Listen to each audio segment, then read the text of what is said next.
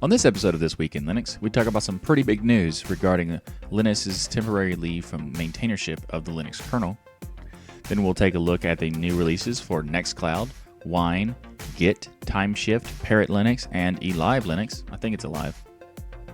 Anyway, Intel has announced some new open source firmware. KDE released some info for the next version of the Plasma desktop environment. Later in the show, we'll discuss some legal news regarding the Internet of Things bill in California. And we also got some really exciting news for Linux gaming. Spoiler alert, Valve's Steam Play is now available to everyone in the stable release of Steam. All that and much more coming up. I'm Michael Tennell with TuxDigital, and this is your source for Linux news.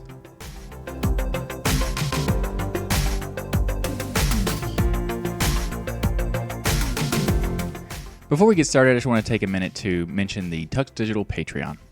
Patreon is a platform that allows you to contribute to your creators on a consistent basis, typically monthly, and it helps creators as well as get perks and benefits for becoming a patron. Now, I've mentioned Patreon multiple times, probably every episode at the end and like the outro type thing, but it's rare that I mention reasons why to become a patron. And I realized that during the recording of this episode, when in the live stream, a viewer mentioned I should probably explain why you would want to become a patron in the show, so I'm doing that now. So thanks for that suggestion. So if you would like to become a patron, you can get a bunch of benefits. So for example, behind-the-scenes updates, access to patron-only polls where I ask questions about the future of the channel, the future of the show, things like that, where you could provide your opinion on that. Access to patron-only content. For example, when this show is done, I do a live stream that could be anywhere between 2 to 4 hours long, sometimes longer. And it's a full interaction between the chat room and myself, and we talk about the various different topics. Each topic that we talk about, we actually take a little bit of time to discuss it with everyone is available live. But that video is not available after the stream. However, if you're a patron, you can get access to watch that full live stream if you would like to, because it's an uncut, raw type of experience. So if you'd like to check that out, you can as a patron. And you also get access to early access to new videos. So when there's new videos on the channel, you'll get access, a couple days or so, maybe even a week before the video gets published. And there's also discount codes for the TuxDigital merchandise, like the Linux is Everywhere T-shirt. So each tier gets a different benefit. So the bigger tier you're on, the bigger the discount is. Because if you're already contributing to the channel, I think it's kind of weird for me to also want you to pay full price for the shirt, or the merchandise anyway. So this is a way to extra thank you for wanting to support the channel as much. Anyway, if you'd like to learn more, you could go to tuxdigital.com/Patreon. Up first in the show is some pretty big news, but not like terrible news or anything, just pretty big news.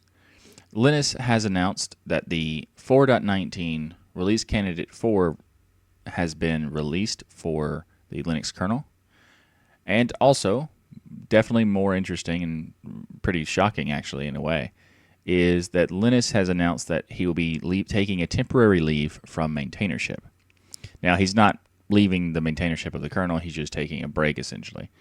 And when he said this is going to be starting for the rest of the 4.19 cycle, and that he would be back for the 4.20 cycle. So Greg Crow-Hartman or Greg KH will take the rest of the Linux 4.19 cycle.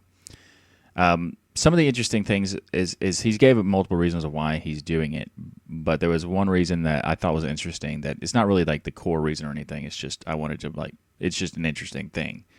He said he's trying to overcome like the crude remarks that he's been known for, for the making for people sending pull requests and things like that. And it says, I'm going to take time off and get some assistance on how to understand people's emotions and respond appropriately. This is not some kind of I'm burnt out, I need to just go away break. I'm not feeling like I don't want to continue maintaining Linux. Quite the reverse. I very much do want to continue to do this project that I've been working on for almost 3 decades. So this is a interesting thing because he's if you're not aware, most of the time when people talk about Linus or do articles about him, it is typically like attack pieces on him being abrasive or rude or crude and things like that.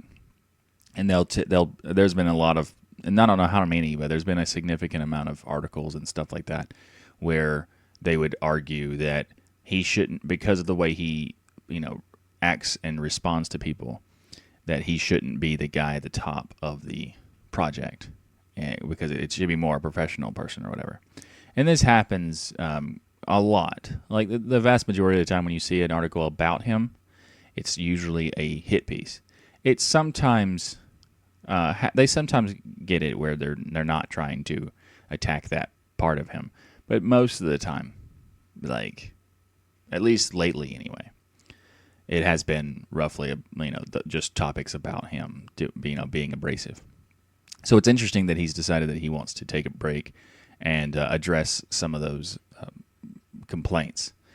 And I think it'd be definitely I don't have a problem with the way he's been for the past, but I do think that it's a good idea for him to assess the situation and adjust his approach to communication with various different people on the mailing list, because it kind of has a negative light on the project itself, and it would also make it where these hit pieces would be very rare or maybe not even exist, which would be nice because we're more talking about the kernel itself or the project and the operating system based on the kernel, or things like that, rather than his like articles about his attitude and stuff. I think it's a good idea. And I'm glad that it's only going to be temporary. And I do think that Greg KH would be the best option to take the reins for now. Anyway, it's interesting. If you want to read the announcement and the rest of the message from Linus, you can find a link in the show notes. Nextcloud 14 was released, and this comes with two major security features, one of which is very interesting. And first of all, they added two-factor authentication, a new structure called Gateway. It enables the users to access the cloud files using secure messaging apps like Signal and Telegram. Those are pretty cool. Well, Signal's more secure than Telegram. Anyway, some SMS gateways and even YubiKeys and stuff like that. So that's pretty cool that they added that. But they also added something called video verification, which requires a user to use a video call to get a password.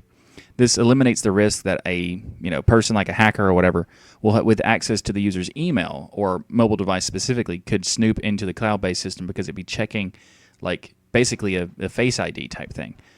That's pretty cool and also weird, but also cool as well. Just I kind of want to see how it works. Anyway, in addition to these security enhancements, they also have other improvements to make Nextcloud easier to use and things like that. So if you like for accessibility, one of the things that Nextcloud has always had a problem with is accessibility. So it's really cool that they have added that because it makes it easier for people who have like visual disabilities to be able to use Nextcloud much more easily. So that's cool. They've also added new like themes to make it better for them, as well as keyboard accessibility improvements and all kinds of stuff. So Nextcloud 14 is looking really cool and some really interesting features. So if you want to check it out, you should check the show notes for a link. Up next in the show is the release for Wine 3.16.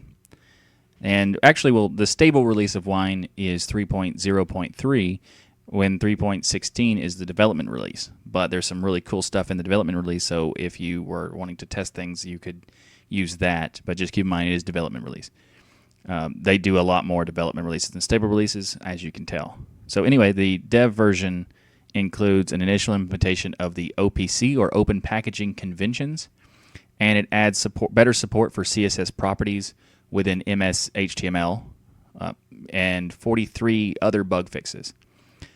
So one of the cool things that I like about it is that every time there's a new development release for Wine, there's also support added for different games support, so that they'll improve the support for different games, and including this one has Call of Duty 2 fix, Resident Evil 7 fix, and the popular Warframe launcher. So those are pretty cool. If you'd like to learn more about this particular release, you can find a link in the show notes. Up next in the show is Git 2.19 was released, And Git 2.19 has some really, really cool features, especially like the range diff. So you can have like diff checking, where if you're not familiar in programming or actually any kind of file, if you have one file and you have another file, you can use diff as a command tool to do see what's the difference between the two.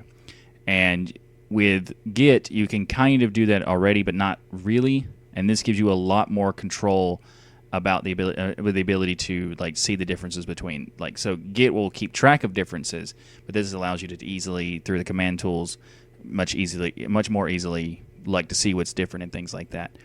And there's also new compatibilities that you can use, like grep functionality in Git, so you can like search through your Git directly with, like, not using grep but something grep-like, which is pretty cool. So there's a ton of other improvements as well, like better support for newer versions of Apache with the InstaWeb stuff.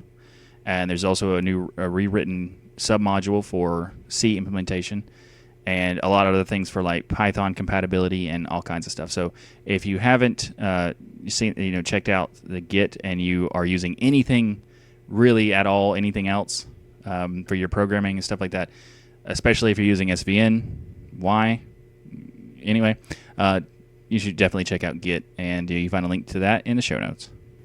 Up next in the show is Timeshift 18.9.1 was released, and there's actually been multiple versions for the past couple weeks or so that I wanted to talk about because they've added a lot of interesting features. But more importantly is Timeshift, if you haven't heard of it, is a really, really cool tool because it allows you to do system restore through Linux, and it does it very easily too. So you can create snapshots and then restore them, and there's many different ways to do this in Linux, like rsync and things like that. Or there's backup things. Back in time is one. All kinds of different stuff that allows you to do this. But Timeshift does it pretty easily, and it does it really well because it uses some tools in the back end that makes it more efficient and stuff like that, depending on what you compare it to. But it's cool because it makes it really easy to do. Anybody can just click the create button and make a snapshot, and they want it to restore it, they can just click the restore button and choose which one they want. Like, that's very nice. So it's a nice tool because it's really easy to use and it works pretty well. Now, another thing I want to talk about in this particular application is because the developer of it, Tony George, mentioned recently that he's going to have to start reducing the amount of time he spends on it because the amount of work that goes into doing it and the amount of donations that he's receiving to continue working on it. So there's a lot of support needed and there's a lot of development needed, but there's not a lot of support, as far as like donations go. So he's kind of putting it on a back burner. So I just kind of wanted to let people know about it. If you haven't used it, or if you're a Linux Mint user, you probably have used it because it's shipped by default in Linux Mint.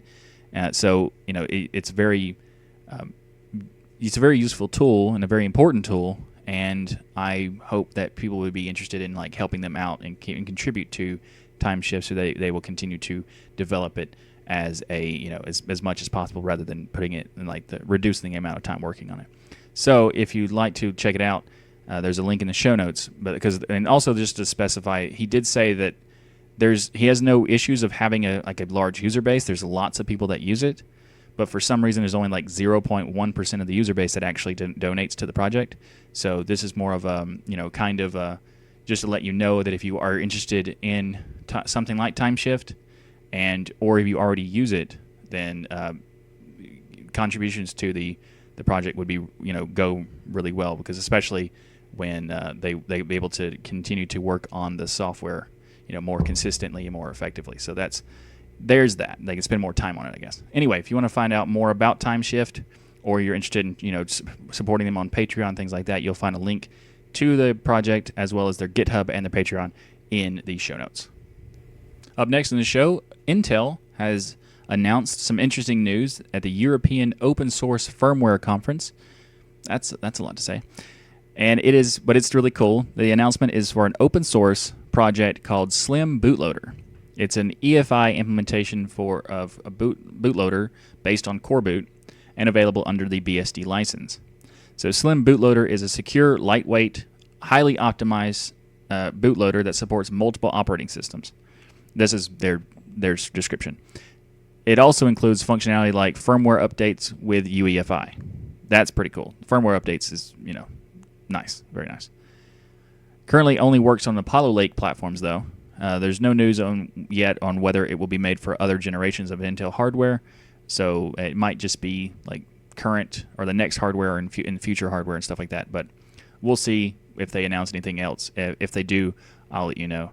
You can follow the show on Twitter and get the notifications if I don't put it in the show, like a next episode or something like that. Whenever they potentially provide that information, I will post it on Twitter, or Mastodon. So you can follow the show at This Week in Linux on either Mastodon or Twitter.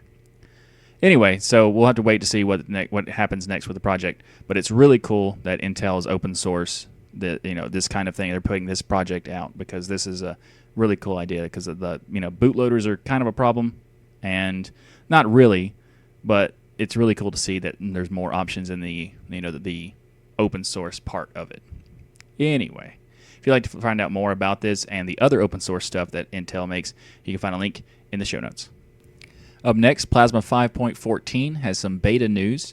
So, 5.14 is going to be released sometime next month. I forgot the exact date, but next month in October they're going to be releasing 5.14. And there's been a lot of stuff being done in the background for this release, including some improvements to Discover and by adding the firmware update feature for Discover. That's pretty cool. They also did some additional improvements to the user interface that makes it more feel smoother. So the transitions will be more they'll feel smoother and feel more responsive. That's pretty cool.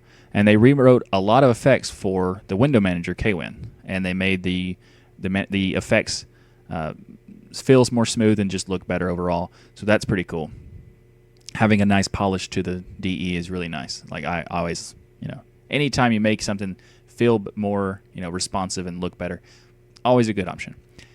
And they also added some new display configuration widgets that can be helpful for this show or other things like presentations and things like that. So that's pretty cool. Anyway, if you want to find out more, you can go to the link in the show notes. But also, I found something as well as from the KDE team is there's a new beta version for it's Elisa music player. I'm not sure how you're supposed to say it, but it's an interesting player because they're using the Kirigami framework that the KDE team used to make Discover, and other applications as well. But it's interesting because they made a new version that you can try out if you'd like to. It's a very beta. It's like 0.3 beta or something like that. But if you would like to check that out, it's also a link in the show notes. And the reason why I mention it is because it's interesting because they're using Flatpak as the delivery method. And also there's another beta for the Cube email client, which is also using Flatpak. Anyway, I'll have a link to that in the show notes. Up next in the show, California is set to regulate the Internet of Things or IoT. And this would be really interesting, even though you might not care about the legal or politics or whatever. This is interesting because it'll be the first state in the U.S. to ever regulate Internet of Things. And if you haven't heard of it, as far as you might know Internet of Things of Raspberry Pis or the Amazon Echo and things like that. But if you haven't really looked deeply into these products, they have typically I couldn't say what percentage or whatever, but a vast majority of these products are absolute trash when it comes to security and privacy, as far as being updated at least. As far as privacy, they typically take as much data as they can, so there's that. But as far as security-wise, they often don't update at all. If they do update, they take a very long time, and vast majority of the time they don't update at all. So it's kind of like a big security problem. So California is trying to push some regulations to set a standard for Internet of Things security-wise and things like that. So here's some information about this particular bill. Beginning on January 1st, 2020, it would require manufacturers of Internet of Things or connected devices to equip the device with a reasonable security feature or features that are appropriate to the nature and function of the device. appropriate to the information it may collect, may contain, or transmit, and designed to protect the device and any information contained therein from unauthorized access.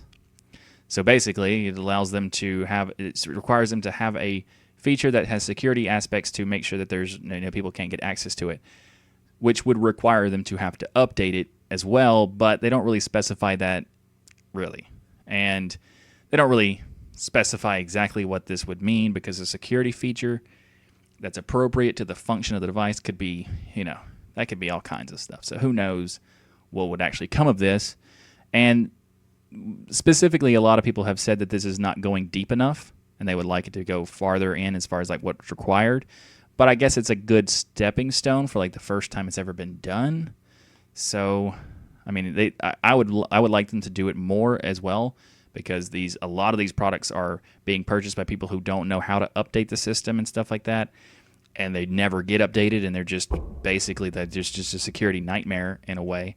So hopefully this will be helpful in some way, at least in the long run, because California is a big state, and it does kind of set precedent sometimes. Other people will use it as an example to implement other laws themselves in their own states, or some might be used for like federal laws, potentially. Who knows? It could be cool that this is happening. We'll see in the long run what really happens with it. Hopefully they put a little bit more emphasis on the security and updating things. But we'll see. Anyway, if you want to read the bill or find out more about this article, you can find a link in the show notes. Something really cool happened recently, over the past couple of weeks or so, and just recently for Arch. But Arch Linux and KDE Connect did some AMAs on the subreddit for r/Linux. This is really cool because they basically, if you're not sure what an AMA is, AMA stands for Ask Me Anything. And it allows you to, if you do an AMA, it basically means that if you can go in and ask whatever question you want, and they'll usually answer it. In this case, they asked about they had an Arch thing, so asking the developers for Arch various different questions, and also the KDE Connect team. So first up, the Arch, some of the questions were really interesting for Arch, and they were asking, so like what kind of like manpower do they have, and where is assistance needed for the project? And they basically said they have a lot of people who are doing packaging, but they need people to do like packages or patches to those packages and debugging packages. So like they're saying that this is more of a complex thing. So the like majority of the people who are doing contributions are doing packaging, because it's kind of like it's very consistent. Whereas they would need more manpower doing the testing and debugging and things like that. And another question was regarding how to get more involved with Arch, and their suggestion was to go to the IRC and just hang out and listen, which is an interesting point, because if you wanted to get involved, like get familiar with a community or something like that, if you just kind of watch and pay attention to see what happens, you could kind of like get involved in that rather than just immediately jumping in and trying to help when you might not know where you want to help. So that way, it's an interesting suggestion.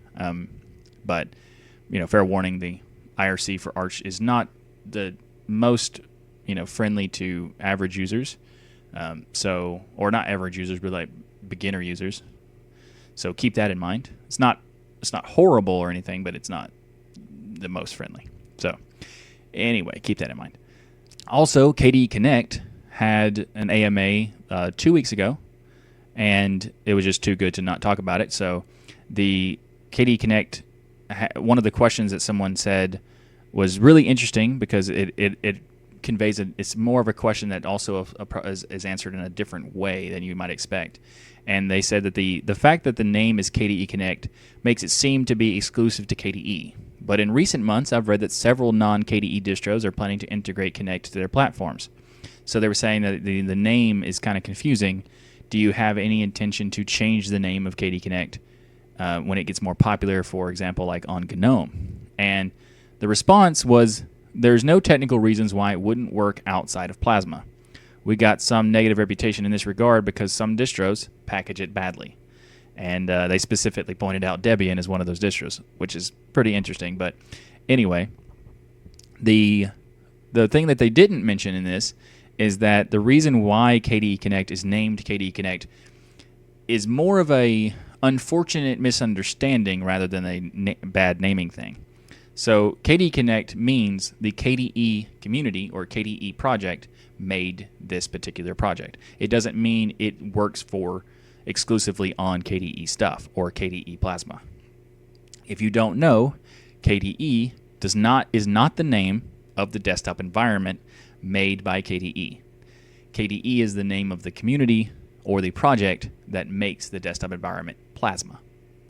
Now, understandably, it's kind of confusing because originally the KDE was the name of the desktop environment, so it makes sense that people would assume that's what it refers to. Unfortunately, the reputation is inaccurate, and it's kind of KDE's fault because they did change they changed the name of the desktop environment to Plasma in 2008 and didn't really tell people or try to convey the message very much until like 2014. So there was many years, and they still aren't doing it that well. So they need to work on that. But Plasma is the name of the desktop environment. KDE is the name of the people who make that desktop environment, and that's why the naming is kind of confusing, but at the same time more accurate than not. So that's why they have really no intention of changing it, but also it's understandable why there's confusion. If you're wondering what KDE stands for now, since it's not Plasma's the name of the DE rather than KDE, it stands for nothing at all, just letters. So my suggestion to the KDE team would be to create a backronym, which technically it's not really an acronym. So anyway, but create a meaning for those so people could find it in the search when they look for what it means to actually mean something rather than the current results will just tell them it's a desktop environment name. Food for thought there. Anyway, another thing that they talked about that I didn't know was a part of KDE Connect, even though I've been using it for a very long time. It's really cool that they added this. I don't know when they did, but still. One of the Redditors mentioned that sometimes notifications are too much and they become very noisy, and they wanted to see if there was any solutions for that. Turns out they have a solution for that because you can actually control the application settings for each application on your phone and whether they have the ability to send notifications to your desktop or another device or not. So that's really cool. You just go into the plugin settings for your device, for your phone, and then click the control icon next to it, or next to the notification sync option, and there's a little icon next to that, and in there you can choose which apps on your phone have the ability to send to your desktop, for example, or other devices, and which do not. So that's really cool, and I'm now glad that I know that, so I can go in and turn off the stuff I don't care about. So anyway, if you would like to learn more or check out the rest of the AMAs, there's a lot of questions I didn't cover because for time basically.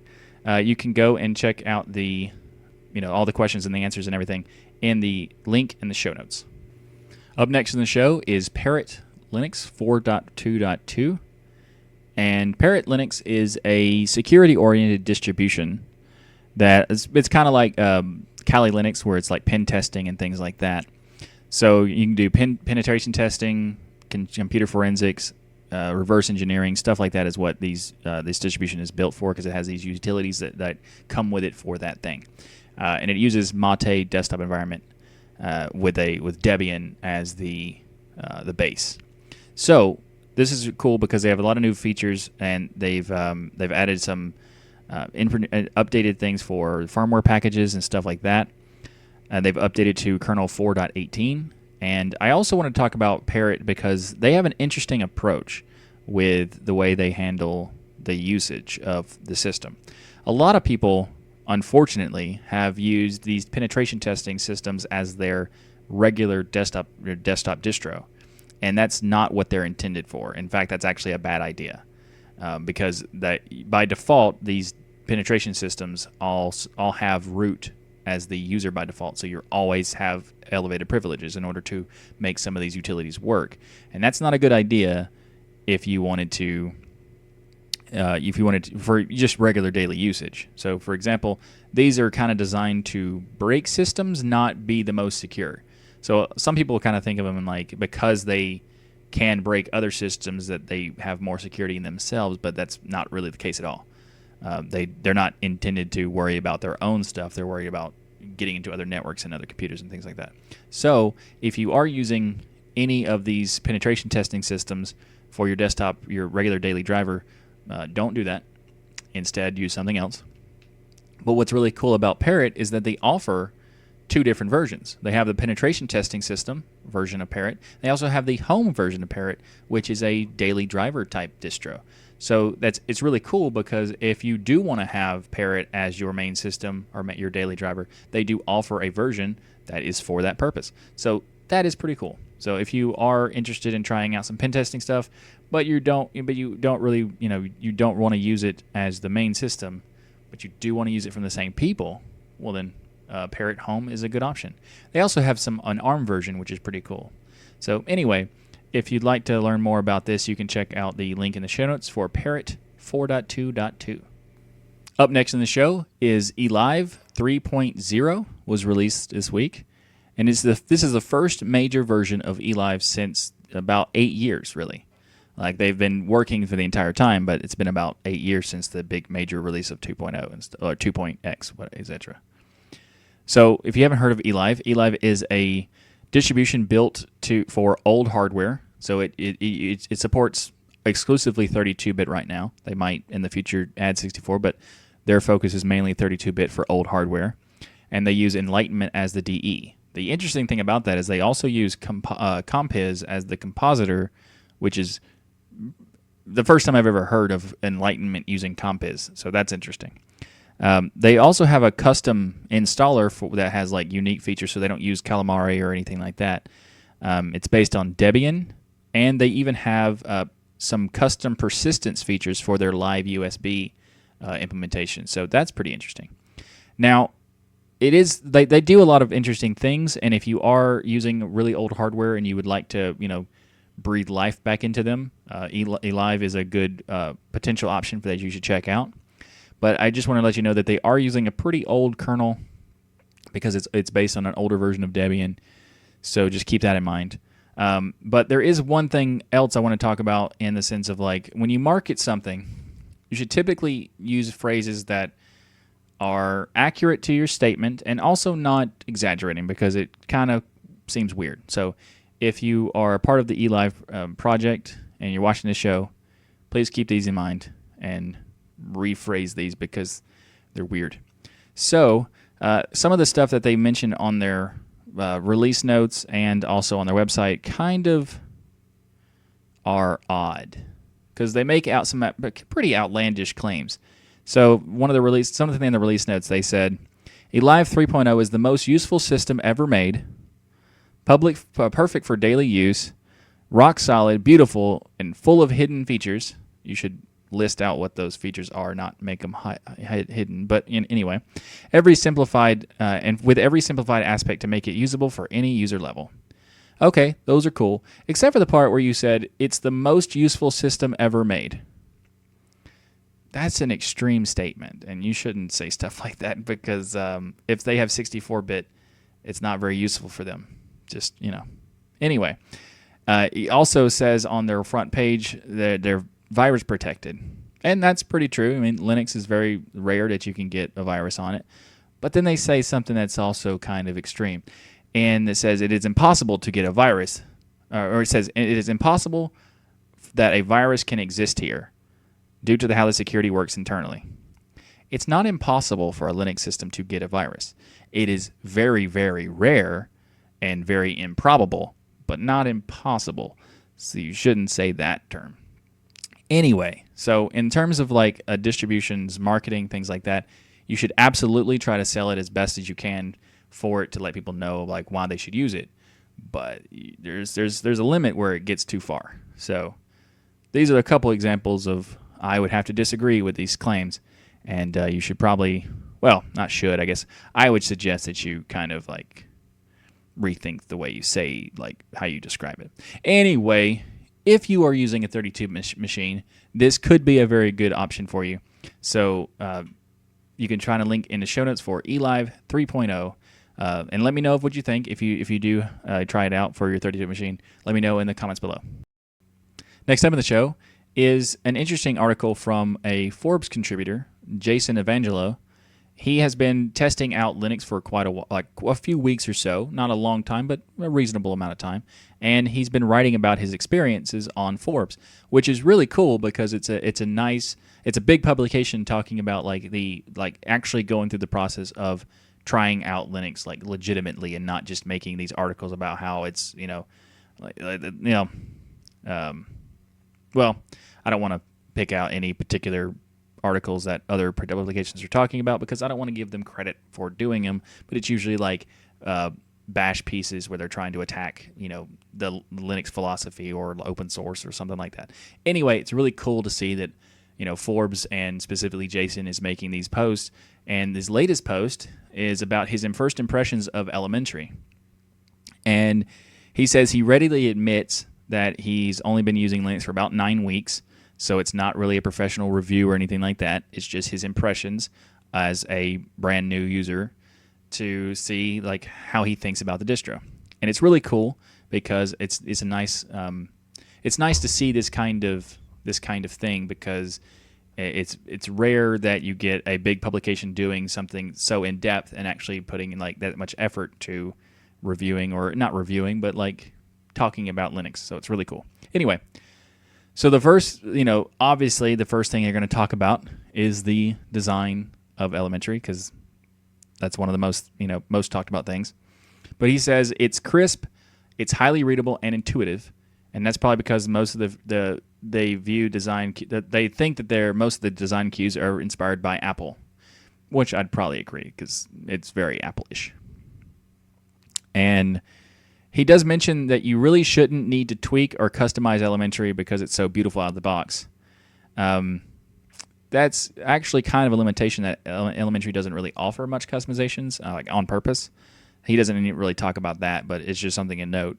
You really shouldn't have to, you shouldn't need to, but you probably shouldn't do it anyway because it might cause some instability things. So Elementary is definitely a really cool distro, and it's really nice looking, but it's meant to be like use as is type thing. Anyway, he also provides some of his insight on the App Store and like the pre-installed browser, which is Epiphany. He says, overall, software is on the lean side. I'm puzzled why a suite like LibreOffice isn't included for productivity. That said, it's also easily accessible with a couple clicks in the App Center. Yeah, that's true. I mean, it makes sense that they don't, because they want to keep the ISO lean, and not everybody needs an Office suite. Like, personally, I rarely use Office Suite. I have it installed, but I rarely use it, so why do I have it? I don't know. Anyway, the review is pretty fair, and it's definitely worth reading. So if you would like to, you can find a link in the show notes. But overall, he gave his conclusion was, for people curious about Linux, this and Ubuntu are an ideal place to start. If you're used to Apple hardware and you would want something that's stable out of the box, stays out of your way, and makes you feel at home as a Mac user, then elementaryOS is a great option. I'd have to agree. Those are pretty good points. So if you'd like to read more of the article, you can find a link in the show notes. And I'd just like to say this again, it's really cool that Jason is taking time to get to know Linux in the way he is. So good on you for that, I guess. Up next in the show is Android's not very secure. It's not good news. So in this case, for example, the American Consumer Institute has given some details about a report they gave for the issues with unpatched open source code in most popular Android apps. And the thing is not that the patches are not available or that the apps couldn't do them for whatever reason. It's just that they don't do it. Now, it turns out that 32%, or 105 of the top 330 most popular apps in 16 categories were sampled, and 19 and here's the thing. On average, these apps had upwards of 19 vulnerabilities per app. Per app, 19 problems. That's definitely a security problem, so it's hard to argue with people who point these out. It is a thing, for sure. And they said the vulnerabilities were broken out into the level of severity. 29% of these problems were critical, and 14% were rated as high. So 29% of the vulnerabilities found were critical problems that they should have, drastically go and fix them. And they might not be doing it. Well, they definitely are not doing it. So there's actually sometimes people will talk about how, open source, there's these patches are not being, they're not ready and stuff. It's usually people are not implementing these patches that are probably ready. Like a lot of the time, you'll see these things where, and these Android apps or even other like Internet of Things stuff like we talked about earlier, these patches exist. They're just not going through the process of actually applying those patches. And that's the problem, typically most of the time. I mean, even in this case, they even found a lot of vulnerable apps, including like banking apps, like Bank of America and Wells Fargo apps have massive problems, which is not shocking. The types of apps that should have the most security known to man, and they should be spending as much possible time they could on security, aren't. And I'm not really surprised. But anyway, this article, the Consumer Reports, they did suggest some potential solutions. Do threat modeling, and include security and product requirements. Yeah, require security efforts put in. That's good. That's a good one. Provide secure code training for Android developers. That's good too. This is kind of like suggestions to Google, things like that. Do security testings of their apps on a regular basis. They're not doing that. Fix identified vulnerabilities as they go. Yeah, got to be good. Basically, it's have good security structures in place when you make software and not ignore problems that you find. That's their solution. The problem is they're choosing to not do them. So, anyway, there's that for you. Up next in the show is some Linux gaming news. Valve's Steam Play has been released to everyone. That's right. It's no longer a beta-only option. It is now available to anyone who uses Steam on Linux, which is awesome because, naturally it's great that people can get access to play different games that they want to play, and even if they're Windows games, that's awesome. But it's really cool that they rolled it out because I didn't even realize it was rolled out until someone mentioned it, and I went like, oh, it totally is. I can use it because I didn't sign up for the beta yet because I don't have any Windows games because, the whole no tux, no bucks things. Anyway, it's really cool that they're doing it now that you can use, as a stable user of Steam, you can now use Proton stuff. And in the newest version, they've added full screen windows by default for these Windows games or Proton games. The performance for the timing of the APIs and the CPU limiting scenarios has been drastically improved, which is cool. They've added some compatibility fixes for games that have Steam integration, and they've updated support for DXVK or the DirectX Vulkan bridge, basically, or translator, and a lot of other things, including some bug fixes for VR games and stuff. Really cool stuff. I'm really happy to see that Valve has put. It's not even been that long since they announced the Steam Play Proton, and it's already out of beta. That's crazy. Anyway, really cool. Next up in the show is the Steam Play compatibility reports for Proton, and this is still some more Proton Steam Play stuff, and it's very cool. And this is even more cool because this is the community supporting the initiative for Proton and Steam Play. So essentially, this website has a lot of people are testing games for Proton and see if they work, and then grading them on a certain level to say, this is a good game that you can play right now, and this is really cool because they have a ridiculous amount of games that are almost 2,000 games have been supported and are actually totally playable, perfectly fine. So Steam when they first announced this, they only offered 27 games, but now there's almost 2,000 games that are having a level of, you could totally play it, no problem. Not exactly, not 2,000, but close. Anyway, so this is fantastic. And the community website, I'll have a link to the show notes if you want to go check it out. And they have an ability to browse the games that are available, and they give you a level of how well they've been playing and what they're testing is like. So they have multiple levels of platinum, gold, silver, and bronze, and those are the grades. Then they also have one called borked, which is fun because that just means it doesn't work at all and not worth it. But the other options, platinum means that it runs perfectly, which is cool. that they have this best, because it's not. You can also, you need to look to see how many people have said it works perfectly. There's that. Just warning. But most of the time, the people have said that when they look at something that goes as platinum and they test it, it did work for them fine. So that's good. But they also have gold, which means it runs perfectly after tweaking it a little bit. And then they have silver, which runs with minor issues here and there. And bronze means it runs, but it crashes sometimes randomly. So if you would like to contribute, you could actually find a link in the show notes for this website, and any games that you have tested, you could go and let them know and put your testing on the spreadsheet, or you can submit it to the website to help other people know what's working for you.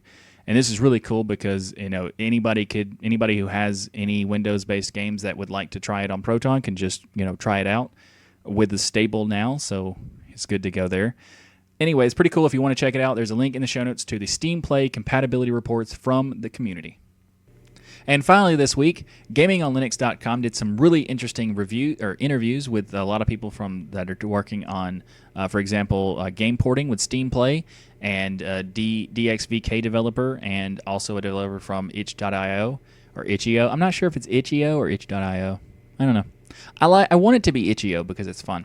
Anyway, there's a lot of interviews. These interviews are really cool, so if you're interested in checking them out, I'll have a link to each one of them in the show notes. But I wanted to talk about a couple of them because it's really cool. Like, for example, the Ethan Lee is a game porter, and he has done porting over 40 games or so, and that's really cool. And he gave his opinion on what is happening with Proton and Steam Play, and essentially he is for it. And also, he's the developer for the FNA, which is the free version of Microsoft's XNA Game Studio for indie development. So that's really cool. So he knows what he's doing, kind of thing. So it's really cool to get his perspective on the topic. But what I want to talk about, one of the questions was what is your opinion on the experience of being a porter and things like that, and so how this would affect you.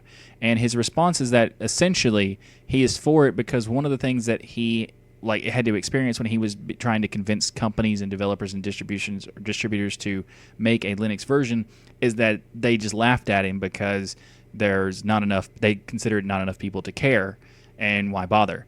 So his point was really interesting. And I thought it was a really good point. Was that it's a lot easier now to get people to take Linux seriously, because if Valve is taking Linux seriously in this, providing Steam Play and Proton, nobody laughs at the power of Valve. And that is a really good point that I didn't even think about until I read this interview. So if you want to learn more about, read more about this interview, you can find a link to the show notes.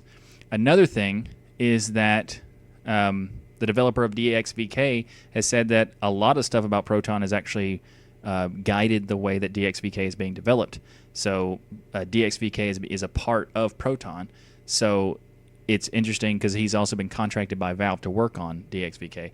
And there's a lot of, he said there's what is the involvement of Valve, and the developer said, or Philip said that a lot of the things that are in DXVK might not even be there if it was just up to him to decide, and Valve requested him to do these things, like the VR support, things like that. So it's pretty cool to see, that kind of behind-the-scenes aspects of that, the DXVK project. So also go check that out. The itch.io, I'm gonna go with that. I just like it, so whatever. The itch.io interview is also really interesting because they're talking about the redesign of the itch.io client, and it's more than just a redesign. It's like a whole re-engineering. So they've changed a lot of stuff, and it's just like the amount of potential that the Linux gaming scene is getting so recently is just. Anyway, I'm super excited if you can't tell.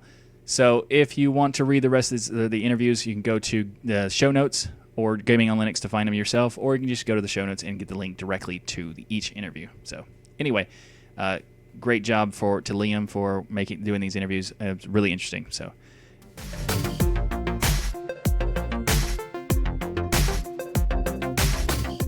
Thanks for watching this episode of This Week in Linux. If you like what I do here on this show, please like that smash button and be sure to subscribe.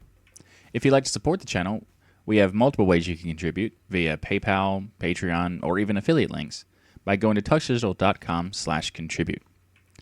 Or you can order the Linux is Everywhere t-shirt by going to tuxdigital.com/Linux is Everywhere. Or if you're in Europe, you can go to tuxdigital.com/Linux is Everywhere EU for shipping from Europe. If you'd like some more podcasting goodness from me, then check out the latest episode of Destination Linux, as I'm a co-host of that show. Just a reminder, the show is live every Saturday, so join us in the live chat room to discuss all the latest Linux news each week. The stream time is different each week, but you can find out what the time is for that week's show by going to tuxdigital.com/thisweekinlinux. If you scroll down, you'll see the scheduled time as well as a time zone converter to make it easier to see what the time is in your area. Thanks again for watching. I'm Michael Tennell with TuxDigital. And as always, keep using, learning, and enjoying Linux.